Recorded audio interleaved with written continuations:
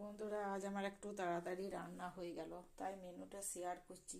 শরীর ভালো যাচ্ছে না, সব দিন রান্না করতে পারছি না, কাল যেমন ঠিক মতন করতে পারি না। এটা ওই যে ভাত ভাত হয়েছে।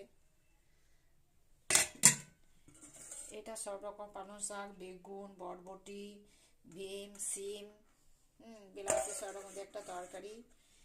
এটা হচ্ছে ডিমের কালিয়া।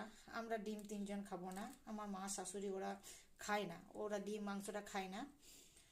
আর এখানে হয়েছে এই যে আলু ভাতে, এখানে মুগের ডাল। আর আমার পেটটা খারাপ বলে এই যে কাঁচা পোস্ত হয়েছে, আর এখানে চাটনি আছে, এই যে এটাতে চাটনি আছে। আর এই যে দুধও গরম করেছি, যে যেটা দিয়ে খায় এখন, যে যেটা দিয়ে খাবে খাবে।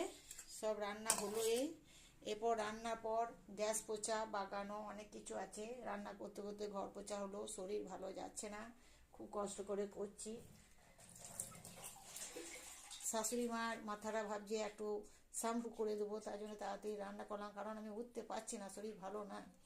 কিন্তু চুলটা ছাড়াতে যে দেখছি একটু চুলটা যেন মনে হচ্ছে ময়লা ময়লা ভাব, তা একটু শ্যাম্পুটা করে দেবো। দেখি আবার করবে না ঠান্ডাতে। বলছে আমি করবো না, আমার খুব ঠান্ডা লাগছে, আমি করবো না। দেখা যাক, করে তো করে দেবো, না হয় থাক। ঠিক আছে বন্ধুরা, এখানে আমি রাখলাম। এটা আমার দুপুরে মেনু হয়ে গেল।